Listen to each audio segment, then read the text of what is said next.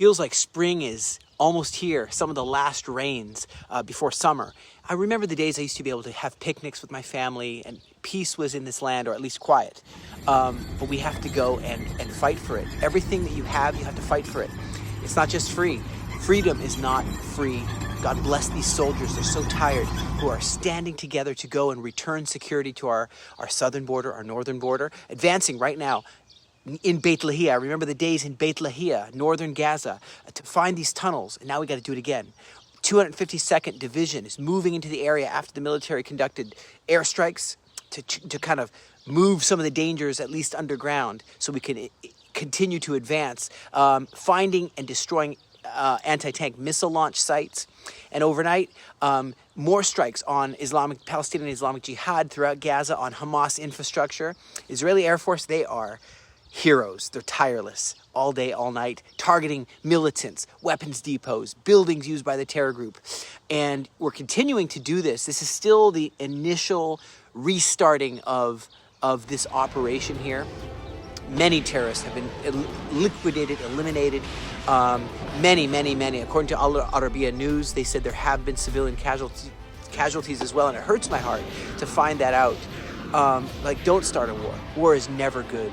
And of course, we're trying our best to make sure that we can release hostages. They are being held in the clutches of terror, in the claws of despair. And he shared, Eli Sharabi shared even to President Trump. My name is Eli Sharabi. I'm 53 years old. I've come back from hell. I've returned to tell my story. I used to live in Kibbutz Be'eri with my British-born wife, Liane, and my daughters, Noya and Yahel. It was a beautiful community.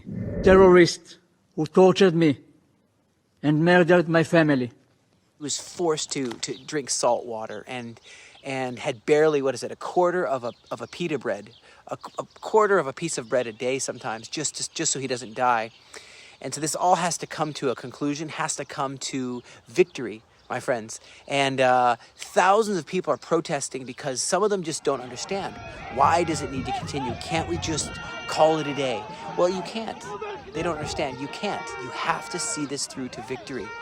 So the police are dispersing some of these crowds that are just there, thinking that negotiating with terrorists will really bring the hostages back and bring some sort of a conclusion and some sort of a victory. It won't. You don't negotiate with terrorists. You don't trust terrorists.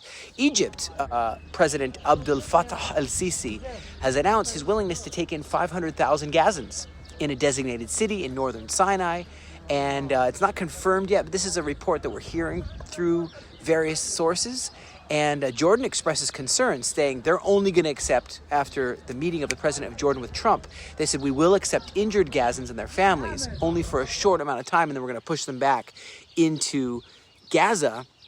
They don't want this continuing limbo of these refugees, that they can stay refugees. They don't want them to be absorbed. They don't want to help them. They want them to be a jihad against Israel. And so 7 areas are being designated for temporary housing of 1.5 million Gazans. A broader Egyptian plan was to rebuild all of Gaza with a $53 billion investment, but they didn't promise that they're going to pay that money. So we're really wondering what's going to happen. Will the UN Security Council consider deploying international peacekeepers? Will the United States and Israel and other, United Arab Emirates form a peacekeeping coalition? What's going to happen? Will Fatah be involved? The PLO be involved? They're the enemies of Hamas under Mahmoud Abbas. We are seeing that the troops are tired. We're seeing that it's very hard to get all these 400,000 troops. 30% are saying we're tired, we're traumatized, we can't continue. And so there's a burnout. You need to really just pray. People have lost loved ones. They've buried brothers and sisters, and it's fatigue. So really, just be in prayer for the people in the land of Israel right now. Thank you so very much. And on a good note, France is one of the largest countries sending new immigrants here to Israel. One of the largest ones. In the time of rising anti-Semitism there, they feel the squeeze, and they're coming home to the promised land to live their Jewish heritage in their promised land. And let me tell you what, Joshua chapter 10, come near, put your feet on the necks of these kings. Don't be afraid or dismayed. Be strong and courageous, for thus says the Lord. This is how the Lord will deal with all your enemies against whom you fight. So, you know, the giants were removed all over the land of Israel except the Gaza envelope. It's time now to remove the spirit of evil and bring an age of peace.